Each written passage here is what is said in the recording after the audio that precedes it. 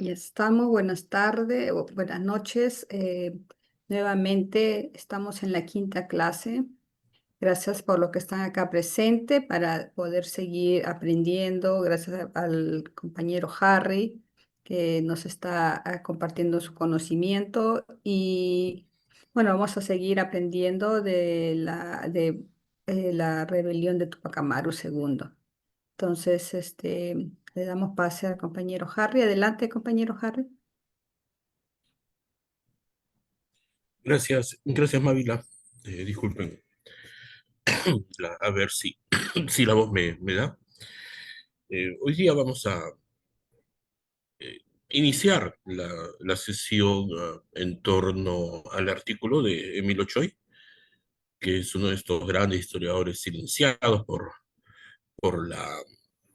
diría hasta misma historiografía oficial, ¿no? Ni qué decir los textos escolares, etcétera, y que dentro del espíritu de las escuelas de autoeducación popular se creó una misión también rescatar esos autores como el citado Emilio Choi, antes Juan José Vega, el mismo Lumbreras, aunque al final sí fue editado, justo antes de morir fue editado un par de libros importantes, bueno, varios libros importantes,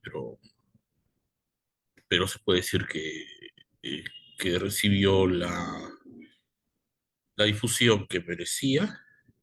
Y bueno, en esta sesión y en estas sesiones que vamos a tratar, este ensayo que ya está en su claro, vamos a tocar un tema bastante importante,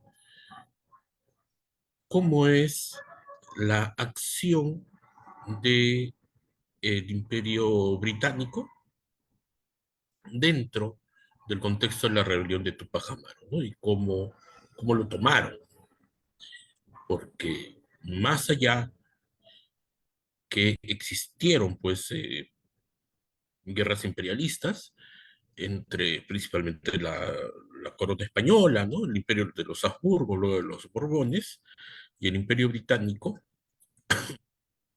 Es importante conocer también los detalles para evitar, pues, lo que yo llamo la posverdad, esta manipulación de la historia, esta historia contada solo por partes que convienen y muy mal estructuradas, y que muchas veces los denominados hispanistas o también pseudohistoriadores, ¿no? Tratan de utilizar para menoscabar la figura de José Gabriel Condorcanqui Tupamaru.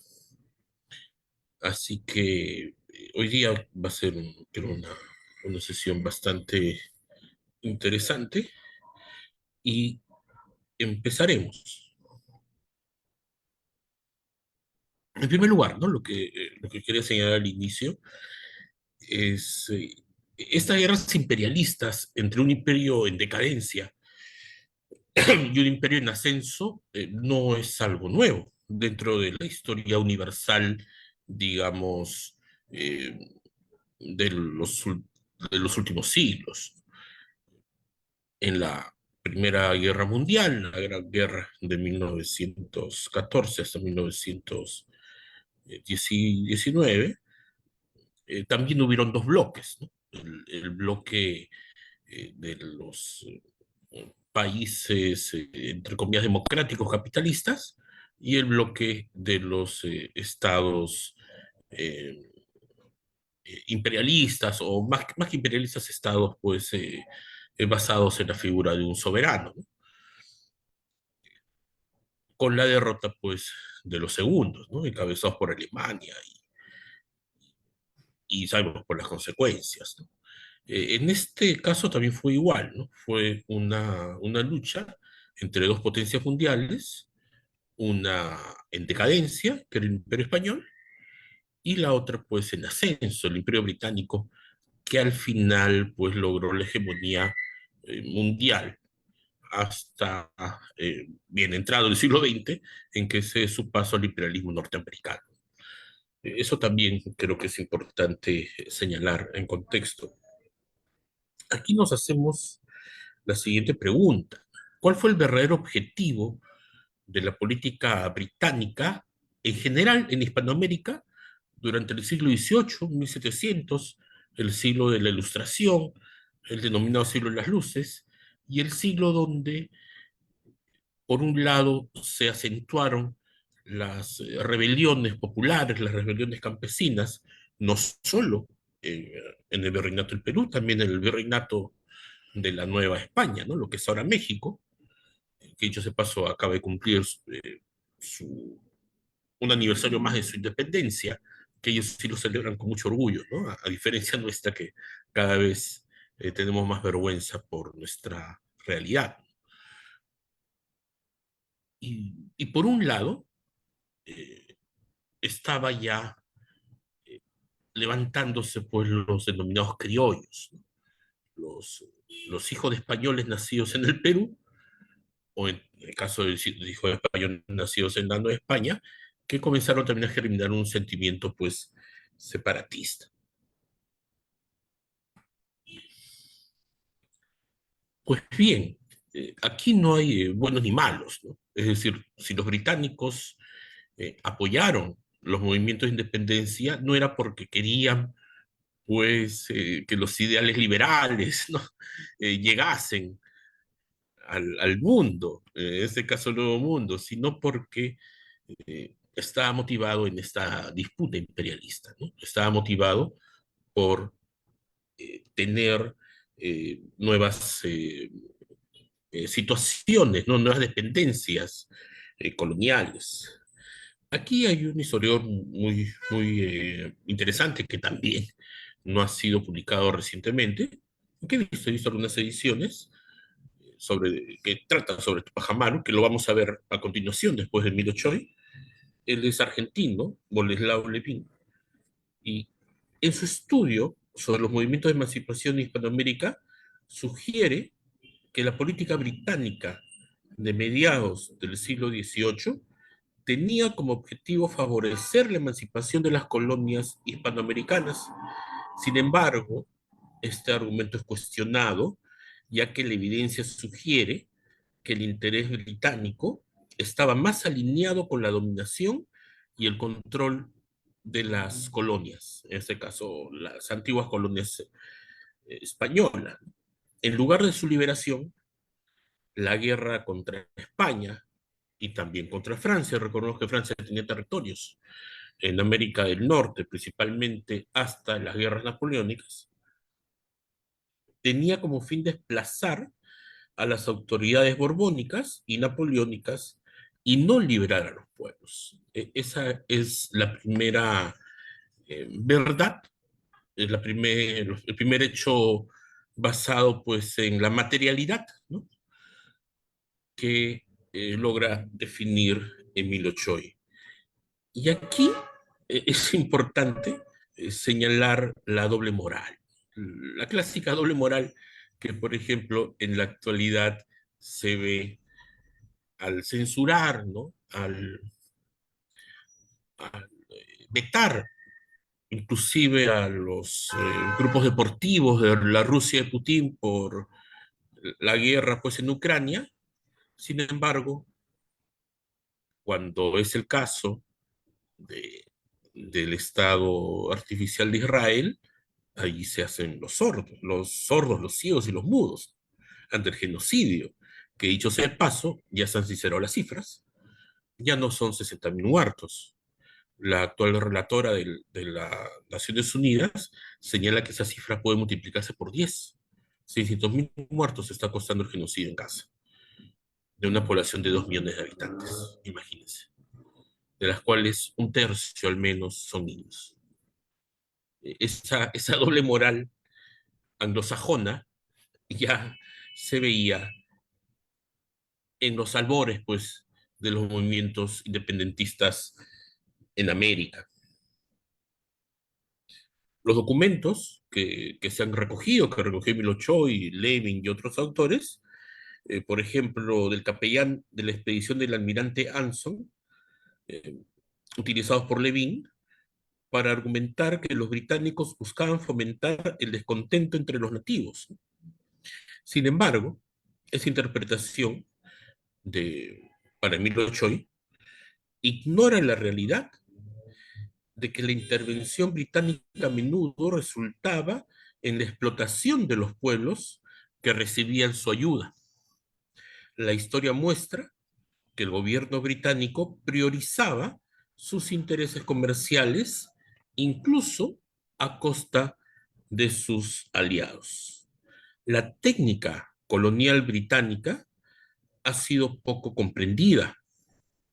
Desde el siglo XVII, los británicos manipulaban a los pueblos indígenas para sus propios fines, como se evidenció en la lucha en América del Norte, ¿no? En la costa atlántica, entre los iroqueses y los hurones.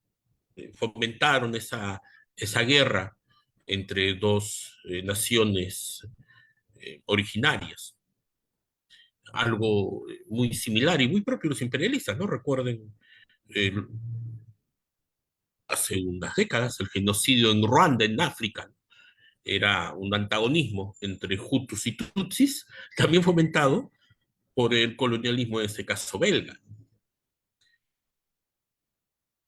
La intervención en América del Sur, bajo el pretexto de liberar a los pueblos originarios, en realidad buscaba someterlos a un nuevo dominio.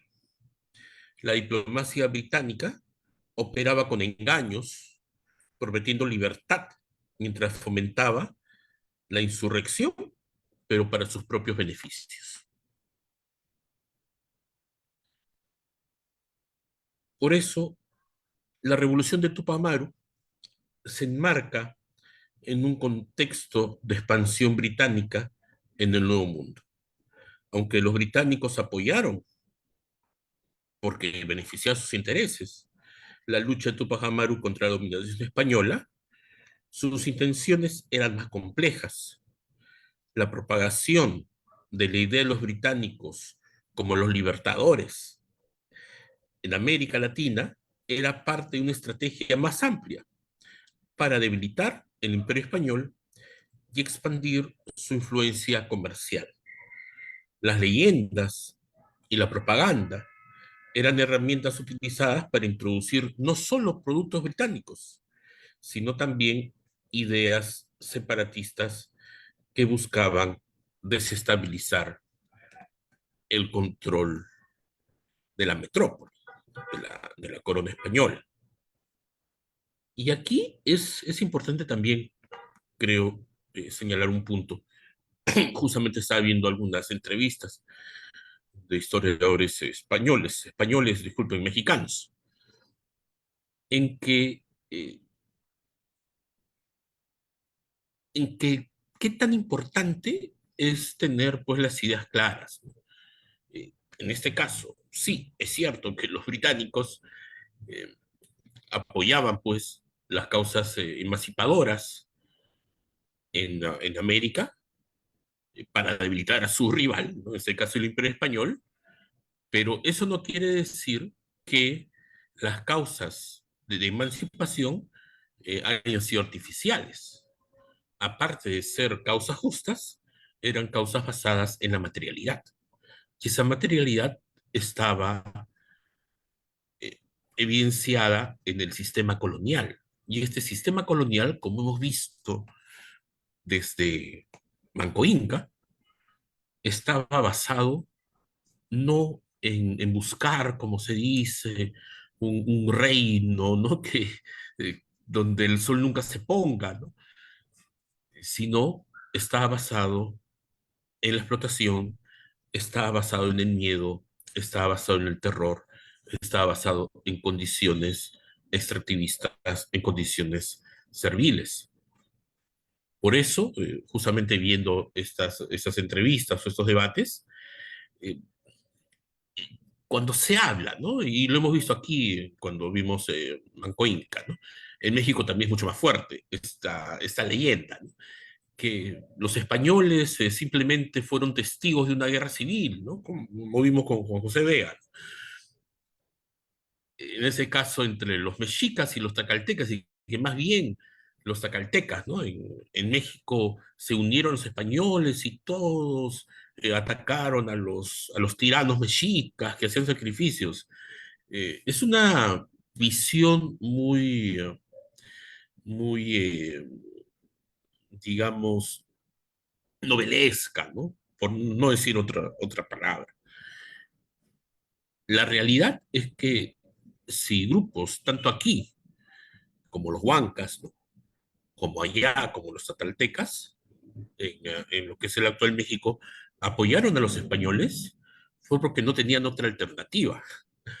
Fue porque ya estaban muy enterados que dioses no eran, y sí personas muy sangrientas, capaces de ejecutar las más viles atrocidades, los genocidios, que no era algo común en nuestras regiones. Entonces, eh, decían, si no nos unimos a los españoles, si no los apoyamos, pues nos van a desaparecer, ¿no? Nos van a arrojar a sus perros, nos van a eh, quemar vivos, nos van a mutilar, etcétera, etcétera, ¿no? Ese creo que es el punto que a veces se nos escapa en general, cuál es la base de esta dominación colonial que lamentablemente sigue hasta la actualidad. Y está basada pues en la explotación y está basada pues en el miedo. Por eso, ante la pregunta, ¿no? ¿Cómo influyó la revolución de Tupac Amaru en esa percepción de las intervenciones coloniales? Podemos decir que la revolución de Tupac Amaru y el papel de la Gran Bretaña, ¿no? El Imperio Británico en ella, reflejan una compleja interacción de intereses políticos y económicos. La supuesta intención de liberar a los pueblos indígenas, a los pueblos originarios, se contradecía con la realidad de una política colonial que buscaba la expansión y el control tanto de las personas como de las materias primas, como de las rutas de comercio. La historia de esta época es pues un recordatorio de que las intervenciones externas a menudo tienen motivaciones ocultas que van más allá de la emancipación y la libertad. Y qué tan cierto es lo que dice Milo Choi, reflexionando sobre ese apoyo británico, ¿no? A las causas independentistas, en nombre de la libertad, con el imperialismo actual norteamericano, ¿no? ¿Cuántos países han sido destruidos, saqueados, mutilados en nombre de la libertad? Irak, Libia, Panamá, Haití, República Dominicana. Por eso los que toman muy a la ligera este bloqueo, ¿no? Frente a las costas de nuestro hermano país de Venezuela, creo que les haría bien estudiar la historia de nuestros pueblos, ni siquiera la historia universal, para darnos cuenta que ese es el cariz del imperialismo norteamericano, ¿no? Y el imperialismo en general, ¿no? En busca de la libertad, invaden, coartan, cercenan países y naciones.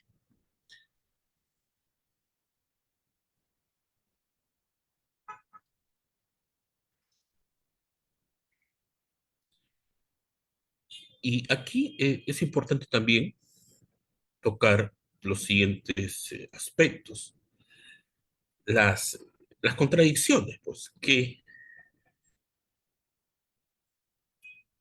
existieron y que se ve reflejado en los distintos documentos. Por ejemplo, Emilio Choi, siguiendo las investigaciones del historiador Levin, dice lo siguiente: la obra de Levin sobre Tupac Amaru menciona la existencia de documentos que evidencian la colaboración de británicos con el caudillo, es decir, con Tupac. Sin embargo, se argumenta que la ayuda británica no se tradujo en armamentos y en expediciones militares, ya que la Gran Bretaña estaba enfocada en otros conflictos, especialmente en América del Norte, donde luchaba por mantener el control de sus colonias, ¿no? Recordemos que en esas mismas épocas estaba en pleno auge la famosa guerra de independencia de las 13 colonias eh, británicas que se rebelan ahí con George Washington y una serie pues de padres de la patria del actual imperio, que justo estaba viendo un poco de biografía y señalaba que de los 12 primeros presidentes, solo de los Estados Unidos de Norteamérica, ¿no? Ese país modelo en sus inicios y que en teoría, ¿no?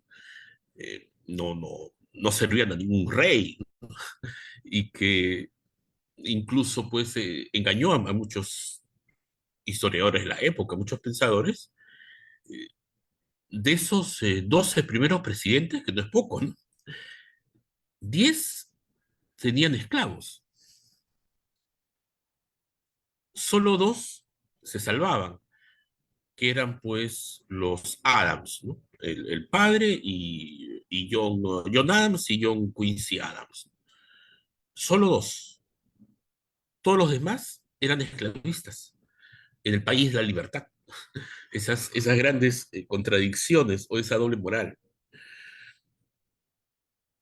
Pues bien, Inglaterra pues estaba luchando por mantener su hegemonía ahí en sus 13 colonias y, y pues no pudo apoyar en armas, ni en logística, ni mucho menos ejércitos a las huestes de Tupac Amaru, ¿no? Cosa que sí después pudo hacer con San Martín y Bolívar.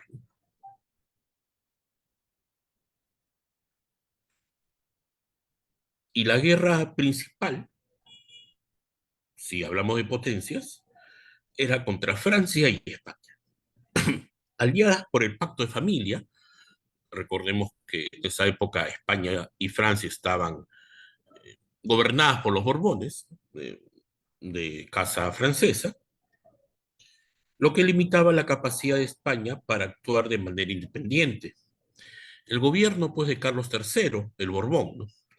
Se presenta como un aliado subordinado a los intereses franceses, lo que llevó a una colaboración entre España y Francia en la lucha contra los británicos. Esta situación se complicó con la aparición de las colonias norteamericanas, que bajo el mando de Washington, ¿no? de Jorge Washington, se convirtieron en un aliado inesperado en la lucha contra la Gran Bretaña, a pesar que ambos gobiernos eran anti-republicanos, ¿no? Era el denominado despotismo ilustrado.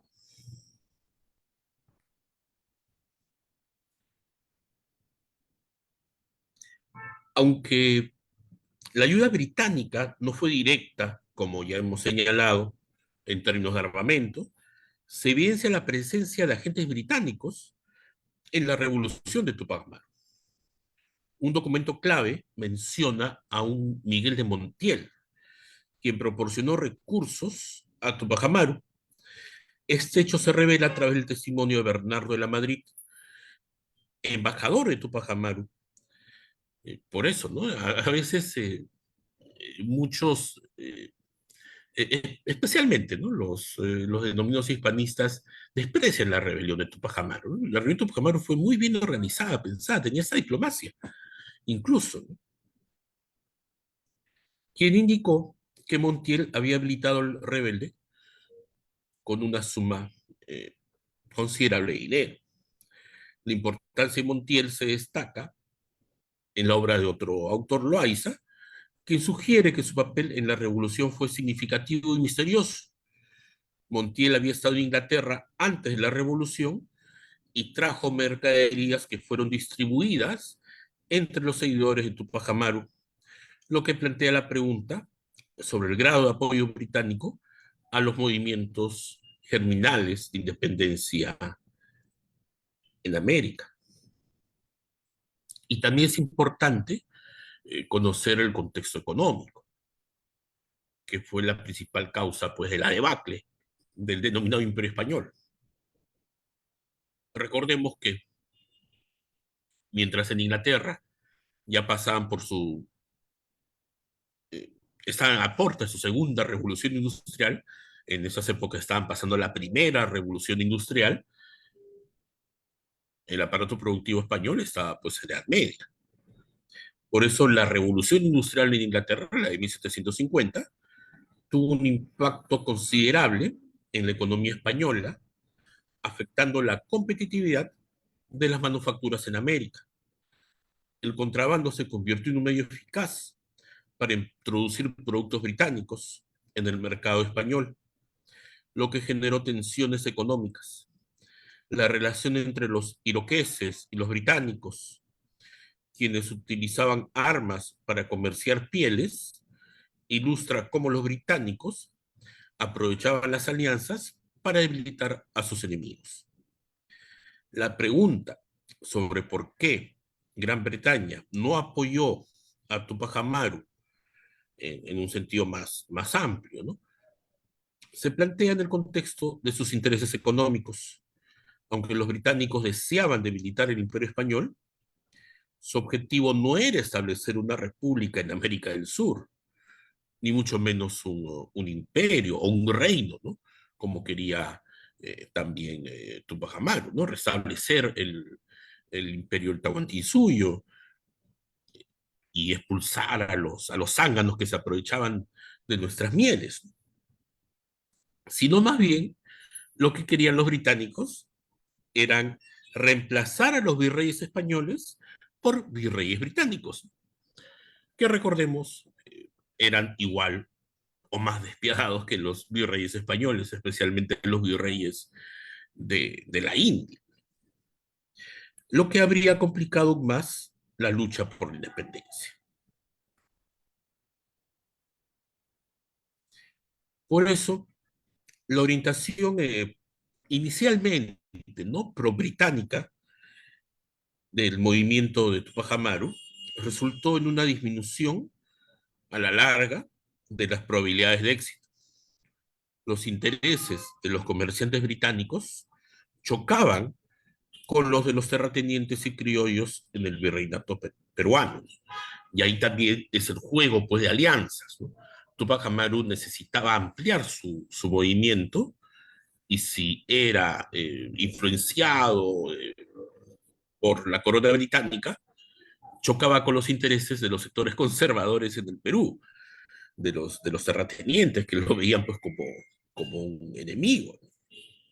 Era, era pues muy difícil, y especialmente con los criollos, que estaban muy contentos con el monopolio que existía antes, ¿no? Ellos tenían todos los privilegios. Por eso, tenemos que agregar no solo una causa racial, una causa colonial, antagónica, ¿no? Que hasta ahora existe entre criollos y criollos y autóctonos, ¿no? Criollos y oriundos, originarios, y en medio de los mestizos. No, no es solo un tema cultural, sino también es un tema económico. La falta de la alianza entre criollos indígenas que Tupac Amaru buscaba fue un factor crucial que limitó el potencial de la revolución. La dirección del movimiento, al atacar los intereses de los criollos, se alineó con las conveniencias británicas, lo que comprometió el futuro de la rebelión. La posibilidad, porque así lo veían en Inglaterra, a Tupac Amaru, de que sea un Washington peruano, se desvaneció, ya que los británicos no estaban interesados en fomentar una república en América del Sur, sino en expandir, como ya se ha señalado, sus mercados y debilitar a sus rivales.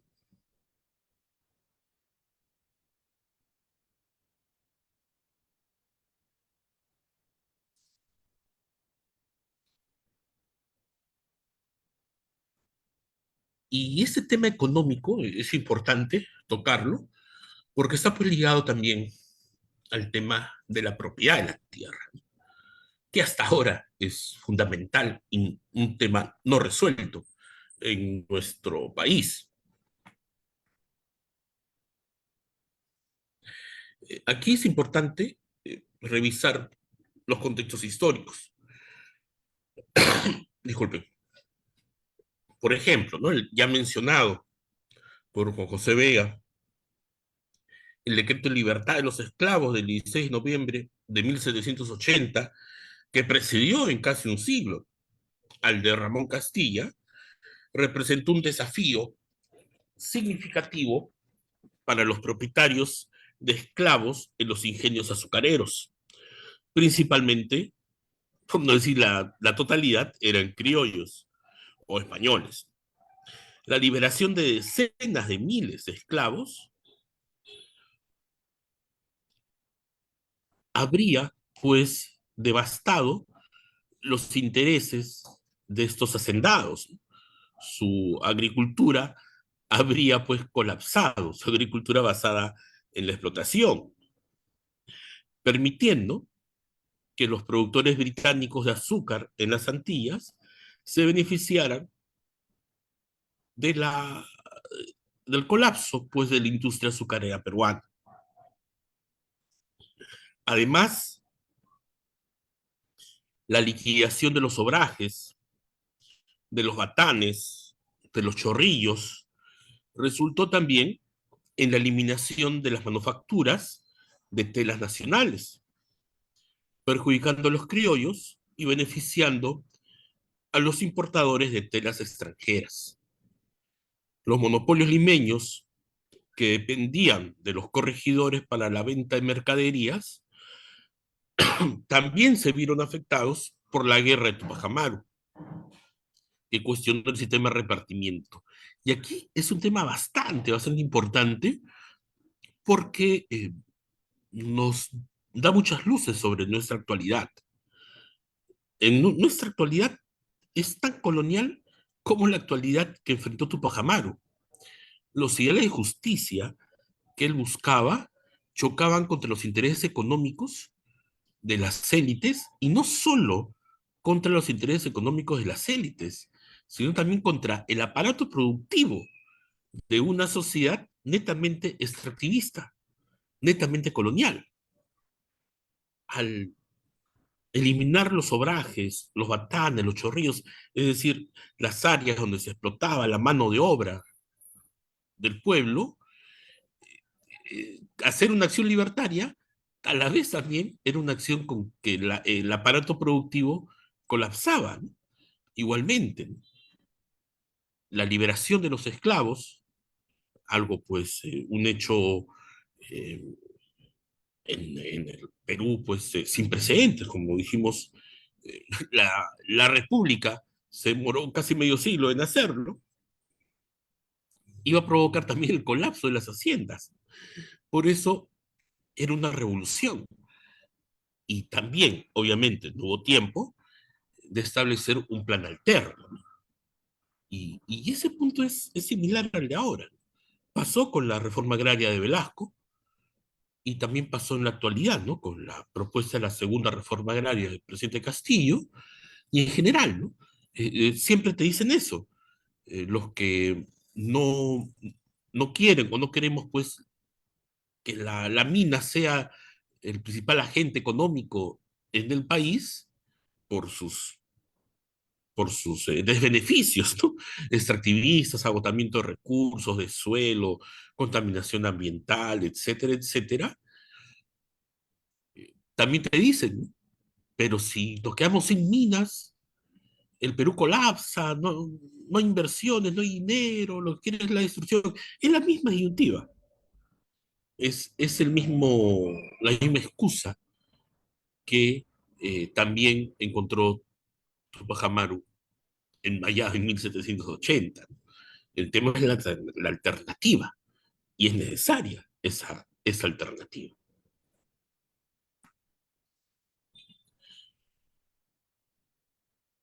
Por ejemplo, Los oligarcas, en este caso los dueños de la mina,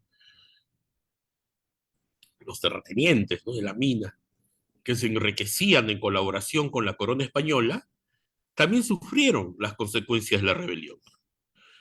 Aunque la destrucción de la mita minera, ¿no?, esta forma pues de explotación, de enganche, que reducía la esperanza de vida hasta, con mucha suerte, llegas a los 30 años, los que tenían el trabajo de mita minera, era pues tremendamente justificada. La devastación de la industria minera en general fue para Emilio Choi un error que no fue contrarrestado por los líderes del movimiento. Y ahí está también el tema, ¿no? ¿Qué alternativa dar? En el mundo, solo las revoluciones rusa, la revolución china, bueno, la revolución cubana también, la vietnamita, han podido superar, no sin muchísimo sacrificio, ese cambio, ¿no? Como de pasar de una economía extractivista a una economía soberana. No es fácil. Una economía que defienda la dignidad de los pueblos. No, no es sencillo. Ni mucho menos lo fue en esa época. También el otro punto, ¿no?, que señala Emilio Choi, las haciendas fueron saqueadas, lo que impidió el desarrollo de una liberación nacional efectiva. Como conversamos, ¿no?, los grupos que conformaban el movimiento Tupac Amaru, ¿no? Había gente que no quería que quede piedra sobre piedra, ¿no? Y eso a la larga iba a afectar cómo empezar de cero. Por eso la lucha por la independencia se convirtió en una guerra que amenazaba las formas de propiedad de aquellos que eran también esenciales para el movimiento. No faltó tiempo, faltó también eh, mayor consolidación de las clases sociales. En esa época era imposible, pues, aunque teníamos algo cercano, ¿no?, con el AYU, hablar pues de soviets, ¿no?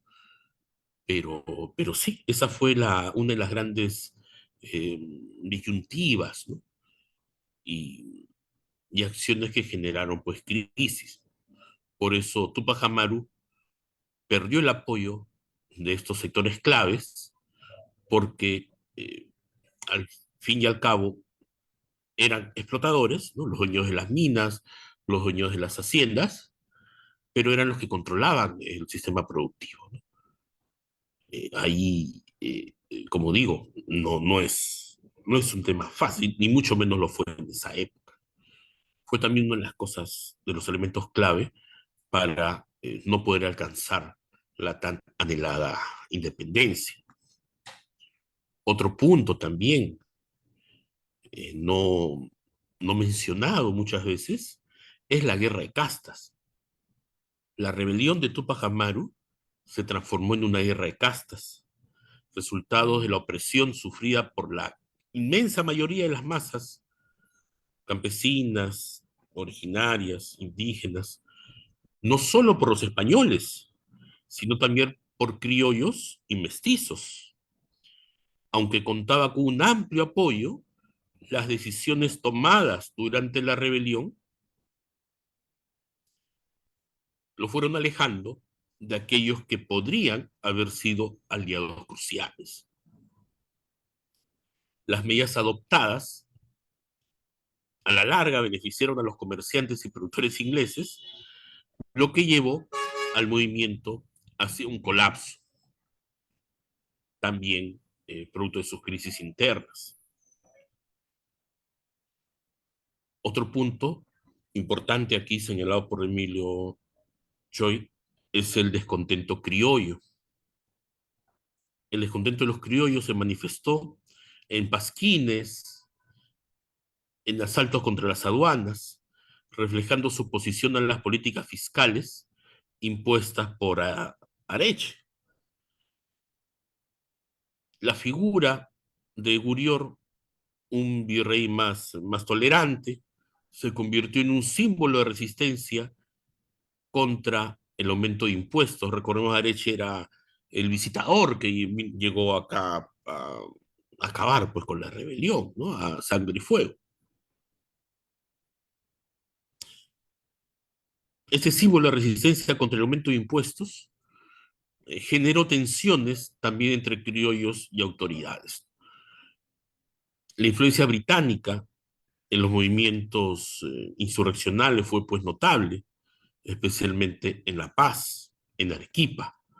Los pasquines separatistas reflejaron el deseo de algunos sectores de separarse de España y buscar apoyo británico, lo que complicó aún más la situación. Y aquí nace pues la Sociedad Amantes del País, aquí aparece pues el joven Unánue y otros tantos, ¿no? Llamados próceres de la independencia, cuando creo que ese título solo le debería corresponder para la época a Tupac Amaru. No, no ser prócer de independencia, siendo un criollo y formando revistas, ¿no? Con el Mercurio Peruano, sociedades como el Amante del País. Eh, el prócer es el que toma, al fin y al cabo, la acción, ¿no? Y como vemos, las acciones de Tupac Amaru fueron revolucionarias, no solo para la época, sino para la misma actualidad.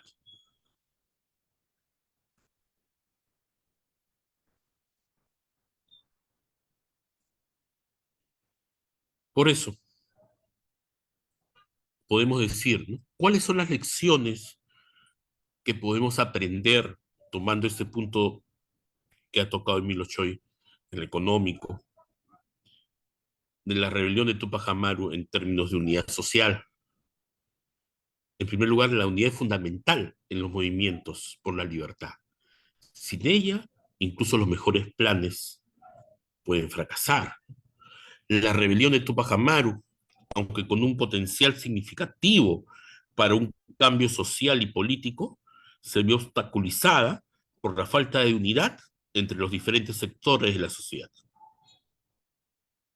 La incapacidad de consolidar alianzas con los criollos y la destrucción de las estructuras económicas existentes llevaron al movimiento a un callejón sin salida.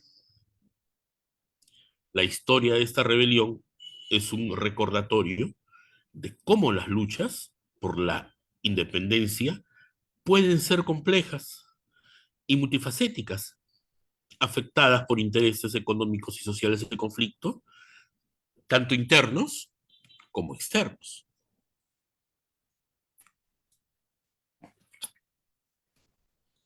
Por eso es importante también, y no en vano, se escogió disculpen, este póster, ¿no? De Velasco que, imagínense, tuvieron que pasar casi 150 años de independencia para que recién se rescate la figura de Tupac Amaru. Tupac Amaru fue por los distintos gobiernos, desde los militaristas del siglo XIX, pasando por los civilistas del inicio del siglo XX, los proyectos incluso, ¿no? De Patria Nueva, de Leguía, fue invisibilizado. Recién con Velasco se retorna, regresa a la historia oficial José Gabriel Condorcanqui. Y la pregunta es, ¿por qué ese silencio? Creo que lo analizado por Emilio Choi lo evidencia, ¿no? Él intentó romper las estructuras coloniales de explotación, las estructuras coloniales de producción. Y ningún gobierno se atrevió, salvo pues, y creo que ningún gobierno se volvió a atrever, eh, diría hacer presidente Castillo, salvo pues el general, disculpen, Juan Velasco Alvarado.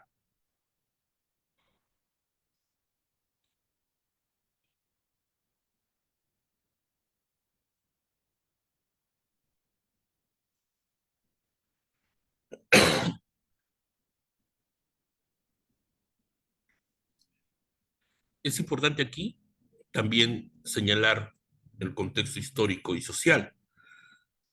de la lucha por la independencia en Hispanoamérica,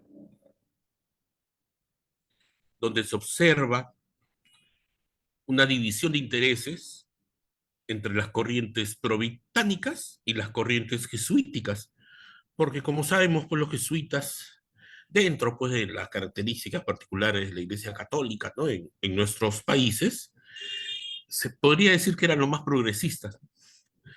Buscaban que dentro, claro está, de sus ideas católicas, buscaban un nuevo pueblo de Dios, ¿no? Por eso fueron perseguidos también por la corona y por eso fueron expulsados, ¿no? Muchos próceres de la época, Vizcarro de Guzmán, el más conocido, fueron expulsados con los jesuitas. Habían estos conflictos de intereses, ¿no? El mismo Tupac Amaru tuvo educación jesuítica. Esas últimas enfrentaban el desafío de mantener la presión contra el gobierno español, pero ya no centrada en las altas alcabalas ni en la eliminación de las aduanas. En ese sentido, el pasquín de la época clamaba por la muerte del rey de España. Muere el rey, abajo el tirano, ¿no? Por eso en este intento, pues, diríamos, retrógrado del alcalde de Lima de reconstruir un puente, un arco, disculpen, en el puente de piedra, ¿no? En el llamado Puente Trujillo, reconstruir un puente, un arco, disculpen, que ya ha sido demolido hace muchos años, más de un siglo, porque el arco dice Dios, patria y ley, ¿no? Bromeaba ahí con los colegas señalando que si ese arco dijera abajo el tirano, abajo el Borbón, no tendría ganas, pues, de reconstruirlo. Pues bien, estas proclamas por la muerte del rey de España se alineaban con las doctrinas de los jesuitas. Un aspecto crucial del documento, ¿no? Los documentos presentados, es la condena a los robos públicos, que reflejaba la necesidad de movilizar a las víctimas de abusos, como los trabajadores de las haciendas, como los peones, como los mitayos, como los pongos, en lugar de limitarse a un descontento que solo buscaba la reducción de impuestos. Y justamente, ¿no? Entré cuando estaban conversando sobre la marcha esta que va a haber contra las AFP, ¿no? Y miren la historia de lo que nos enseñan. Y ya los jesuitas en esa época, los jesuitas que buscaban también la independencia, señalaban, ¿no? No solo limitar el descontento en un tema económico inmediato, ¿no? La reducción de impuestos, las AFP, sino también, eh, como diría González Prada, poner el dedo sobre la llaga para que salga la pus y ver la necesidad de enfocarse en las grandes problemáticas de abuso contra nuestro pueblo.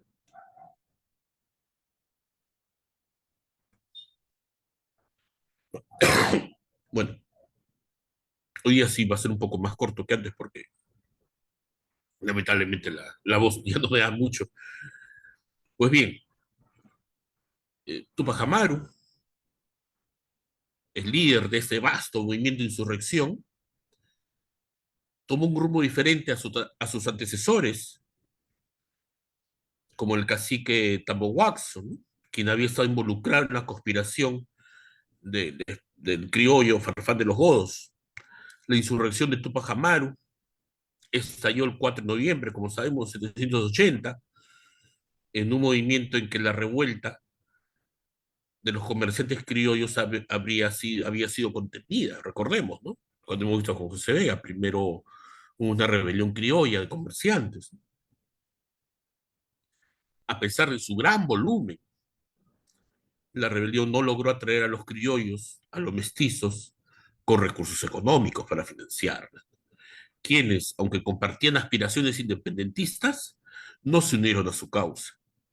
Le faltaba también un sentimiento de clase, ¿no? Un sentimiento de nación. Las decisiones de Tupac Amaru, como la distribución de ropa, la destrucción de los centros de manufactura, merecen un análisis crítico, aunque la repartición de telas era una medida política adecuada, ¿no? Hasta ahora, de telas, de vestido. La destrucción de los obrajes resultó contraproducente, perjudicando a los trabajadores en lugar pues, de beneficiarlos.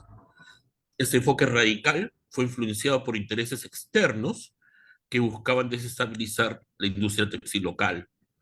Como señalamos, ¿no? Ahí también los británicos buscando sus intereses propios para abrir paso a las manufacturas del extranjero. La lucha de Tupac Amaru se embarca, pues, en un contexto de competencia entre manufacturas locales y la industria inglesa. A pesar de que los británicos no proporcionaron apoyo militar directo, como habíamos señalado, su objetivo era desorganizar la producción del virreinato peruano, debilitando así su capacidad para ayudar a otros virreinatos en crisis. La estrategia británica se centra en desestabilizar el centro del poder en el Perú, que era crucial para la defensa de las posiciones españolas en América del Sur. Y aquí, y con esto culmino la sesión de hoy,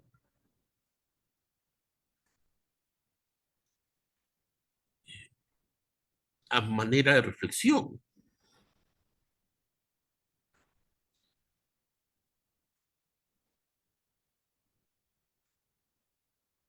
A ver, incluso, si el gobierno británico hubiera tenido la capacidad de ayudar a Tupac Amaru, es muy poco probable que hubiera apoyado la independencia del Perú. Esto se evidencia en una conversación entre el británico Pitt y el Grau, uno de los grandes próceres de la independencia hispanoamericana, el gran Francisco Miranda, que estuvo inclusive en la Revolución Francesa. ¿No? Bueno, su final fue distinto, particularmente creo yo que injusto, pero bueno, ¿quiénes somos nosotros para juzgar las acciones de estos grandes personajes como Miranda, Bolívar, etcétera? Bueno, podemos discutirlo, ¿no? Podemos ser críticos, pero habría que estar en sus zapatos.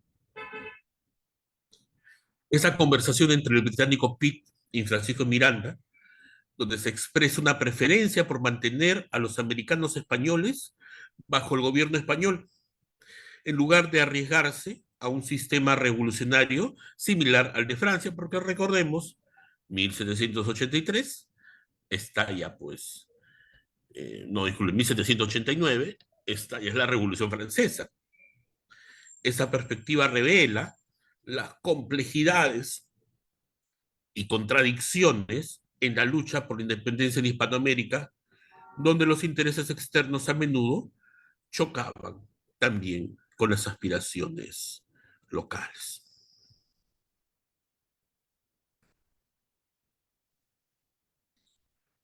Bueno, aquí nos quedamos. Disculpe por la voz, pero sí creo que es necesario también para escuchar a los asistentes. Muchas gracias. Gracias, compañero Harry. El compañero Ángel, eh, ¿quieres hacer la pregunta o lo leo del? Si puedes, compañero Ángel, puedes prender tu micrófono. Perfecto. ¿Qué tal? Muy buenas noches. Muchísimas gracias por tan hermosísima exposición. No me lo esperaba tanta información nueva. Em, Solamente como para poder entender bien los antecedentes, cómo sería el contexto de las costumbres en nuestros pueblos originarios, en la repartición de tierras, ¿no? Usaban dinero, había propiedad privada. Yo creo que pues, cuando llegaron el occidente, pues se toparon con un sistema totalmente distinto, pero no sé qué tan distinto, y por eso también la lucha. ¿Se pudiera explicar este tema, por favor? Sí, es una pregunta muy interesante y que siempre está en constante debate. A decir verdad, ya no sé, y sería bueno en base a los nuevos estudios establecer cuál fue el modo de producción eh, precolonial, ¿no? Con el cual se toparon pues, los invasores. Al menos de mi reducido conocimiento, estábamos en una gran complejidad, ¿no? En torno a la propiedad. Y esta era distinta en determinadas áreas, es decir, el sistema comunitario clásico de Ayu, cooperativista, no era general en todo lo que es el actual Perú. Tenía sus diversificaciones. Ese es por un lado. De igual forma, también entendemos que nuestra historia no ha sido, nuestra historia autóctona, no ha sido pues un periodo de equilibrio y de bonanza, ¿no? Donde caía pues las mieles de los cielos, ¿no? Eran periodos también de conflictos, ¿no? Periodos de luchas, periodos de antagonismos, de sistemas que podían durar 1000 años y caerse, ¿no? Como los chavines. Esa es nuestra historia. En la época eh, tardía de, del imperio del Tahuantinsuyo, que como también vimos en clases anteriores ya estaba en crisis, podríamos hablar de diferentes tipos de propiedad, más allá de lo que se enseña pues en los colegios. No solo estaban las propiedades comunales que pertenecían al Ayu, sino estaban las propiedades de los caciques o los curacas, que en este sistema imperial se mantenían mediante alianzas, ¿no? Con las panacas incas, las cuales también tenían sus propias tierras, y a la par también, aparte del clásico, ¿no? Las tierras para el culto, las tierras para el sol, etcétera, había inicios de propiedad privada, especialmente en Chincha, dado el poder comercial del señor de Chincha,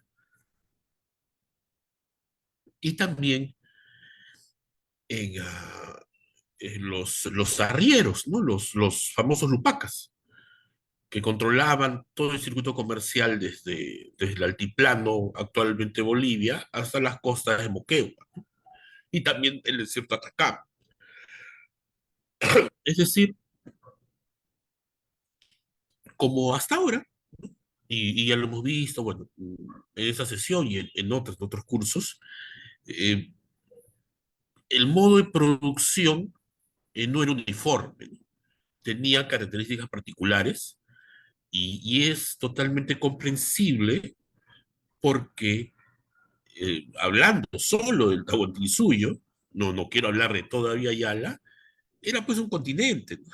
El Tahuantinsuyo era más grande que Europa. Y es como decir que la economía de Francia era igual a la economía española, ¿no? O la economía británica, ¿no? Es muy, muy similar, ¿no? ¿Qué hubiera pasado? Es la gran pregunta que lamentablemente nadie puede responder, ¿no? Si, si hubiéramos pasado a, a otro tipo de forma económica, de repente más feudal, en verdad no podría decirlo. Eh, Machiavelli siempre hablaba y otros autores, que el modo de producción era socialista, de los incas, ¿no? Yo me permito discrepar, ¿no? No era una producción socialista, aunque la base, ¿no? La base económica reflejada en la agricultura y sostenido con estas relaciones de reciprocidad, de redistribución de la tierra, etcétera, está pues basado en el algo, ¿no? Eso sí es cierto. Y existía una forma estatal, en este caso imperial, que podía eh, extraer recursos sin llegar al genocidio, sin llegar a la explotación totalmente extractivista como fue el Imperio Español, para tener pues los excedentes necesarios para cubrir los periodos de sequía endémicos en el Perú, ¿no? Los periodos de hambruna, también endémicos en el Perú, ¿no? Por el fenómeno del niño, por las heladas, etcétera, ¿no? Este equilibrio en ese tema que sí está totalmente estudiado, es decir, la gente antes de los españoles comía mucho mejor que la gente de ahora, mucho mejor y mucho más sano, desde las variedades de pescado hasta las variedades de papa, por ejemplo, ni qué decir de la fauna, sin llegar a la extinción, como pasó en la época española. Ese equilibrio que podríamos decir fue producto pues de 10.000 años de civilización, el cual se perdió, ¿no? Y como ya señalamos en este libro que provocó pues muchos comentarios, recuerdo, eh, a despecho de lo que dicen los españoles que nos dieron la civilización, por fundar unas cuantas universidades, que nadie pidió que las hicieran y que no eran necesarias, nos retrocedieron al neolítico, nos retrocedieron pues 2.000 años más o menos de desarrollo económico y social. Pero bueno, eh, gracias por la pregunta que estaba un poquito ajena a la clase de ahora, que también, ¿no? Es analizar el ayu o las formas clásicas, pues, de organización, de producción, ya había sido alterado, ¿no? Había sido maniatado, había sido alienado por ese sistema colonial extractivista. Por eso, claro está, ¿no? Desde la ventaja de analizar esto con los conocimientos de economía, política, etcétera, etcétera, ¿no? Que tienen los historiadores del siglo XX, podemos decir, debieron establecer un plan B para no destruir todo ese aparato productivo, ¿no?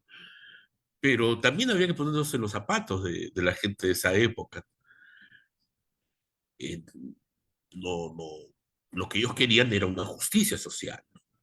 Era tan fuerte, ¿no? Esos sistemas de opresión en base a la MIT, en base al obraje, en base a la hacienda, que, que era un acto de justicia, ¿no? Y es tan, yo creo que debería de analizarse de esa perspectiva, ¿no? Y bueno, gracias por la pregunta.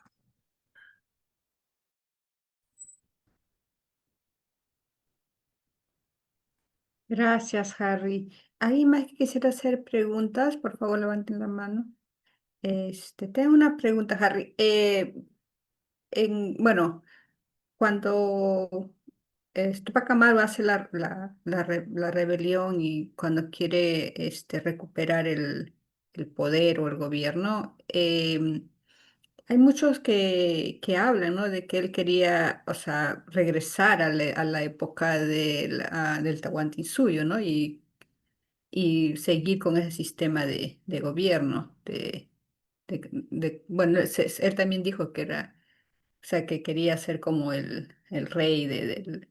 Entonces, lo que me pregunto es, o sea, ¿qué otro sistema había de gobierno? Porque democracia, o sea, ya había en el contexto internacional, había algún sitio donde se escogía presidentes, porque en España pues estaba el rey y esas cosas, ¿no? Oye, entonces no sé si sabes algo de eso, Harry. Ese fue, me parece. Espérate, bueno, creo que se cayó la señal. yo me imagino, disculpe la interrupción, que a lo mejor tenía en mente un reino, que era, Sí, digamos, lo común en aquel tiempo. exacto, sí, porque hay, o sea, hay algunas personas que, bueno, tienen esa contradicción, ¿no? Con Tupac Amaru. Harry, no sé si entendiste más o menos el comentario.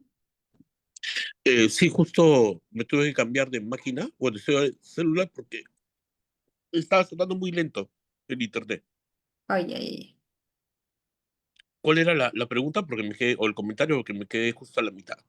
Oye, no, lo que pasa es que como decíamos y como estábamos hablando con Ángel también, en esa época, pues el tipo de gobiernos que había era este virreinato, reyes y no había otro tipo o sea, por ejemplo, como lo que querían hacer algunos ahí justo con Tupac Amaru, quería que sea más democrático, que se escoja, ¿no? Al Inca o algo así a nivel, en esa época, ¿había ese tipo de selección, digamos así, de quién? Esa es muy buena pregunta porque recordemos que incluso para la elección del Inca, no era el hijo mayor, era el hijo más hábil, el Auqui, ¿no? Y no era el hijo de la Coya principal, que son ideas más europeas, ¿no? Sino incluía también juegos de intereses, ¿no? ¿Qué Coya era la que tenía más poder, ¿no? Incluso, ¿no? Eh, Esto del cargo hereditario más bien es una herencia colonial, si uno se pone a pensar en forma más amplia, ¿no? Y lo que se hizo en esa época, en esos grupos que apoyaban a Tupac Amaru, más bien buscaban rescatar formas que se habían perdido de poder, formas más democráticas, y claro está con las ideas, pues, estas de libertad, ¿no? De la ilustración francesa, ¿no? Que dicho de paso, nada nuevo hay bajo el sol, ¿no? Creo que fue una mezcla y que claramente pues chocó con los intereses conservadores, ¿no? Lo que decíamos, eran 2 siglos de estructura colonial que dicho de paso todavía no nos despojamos. Es más, nuestras provincias son provincias coloniales. El, el Perú estaba dividido primero en partidos, si no me falla, luego en corregimientos, luego en intendencias, ¿no? Y luego en departamentos ya con la República, y son fronteras coloniales para una explotación, un sentido inclusive de organización territorial colonial. No hemos superado esto. La única forma, y bueno, eso también hay que rescatar, como se dice, al César lo que es del César, fue durante el gobierno, el único intento, digo, fue durante el gobierno de García, el primero. Disculpen, en que se intentó hacer esas regiones. No sé si recuerdan. Unir, ¿no? De un punto de vista inclusive prehispánico, costa, sierra y selva, ¿no? En cada parte del Perú. Unir Norcorvina ahora como era Tumbes y Piura en una, ¿no? Cajamarca, La Libertad, que hasta ahora debería de haber ejes de desarrollo más importantes, ¿no? Y que lamentablemente pues se perdió y quedó en estas regiones, pues de 25 regiones que no sirve para nada, ¿no? En la práctica. Entonces, nos falta mucho todavía para quitarnos esta mentalidad colonial, que no es solo mentalidad, ¿no? Sino también es acción, sino también es gobernanza, sino también es lógica de producción, ¿no? Y más bien aprender de los errores de la historia, de nuestros grandes antecesores, como Tupac Amaru, y ver el futuro, ¿no?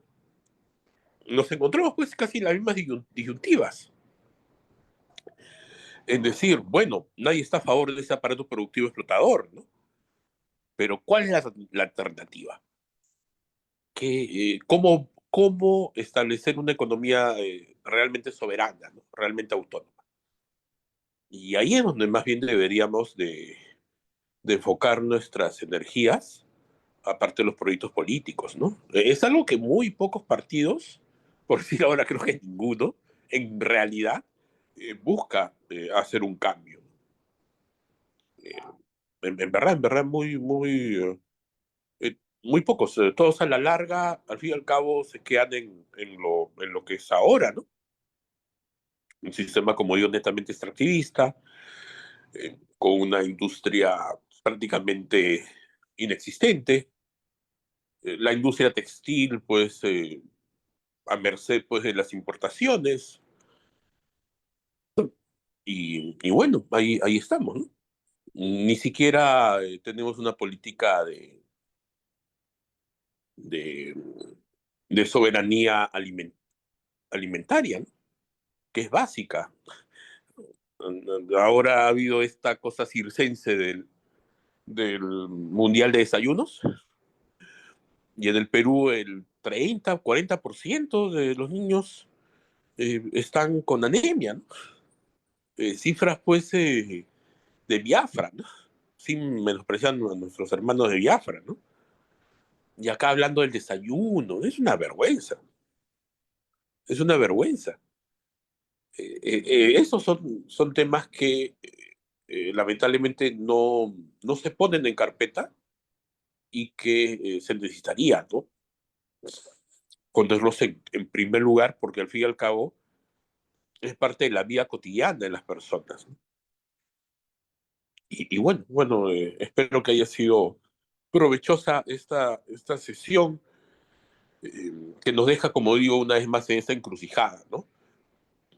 En primer lugar, cómo salirnos de ese sistema extractivista, qué alternativa dar para que justamente la producción no se caiga, ¿no? Lo que siempre nos achacan los de la derecha, ¿no? Ah, estos quieren el retraso del país, ¿no? Claro, ellos prefieren, pues, producir arándanos que aquí nadie come, y que los trabajadores sean más empobrecidos, no tengan ningún derecho, no tengan seguro, nada, ¿no? Pero estamos arriba en números, ¿no?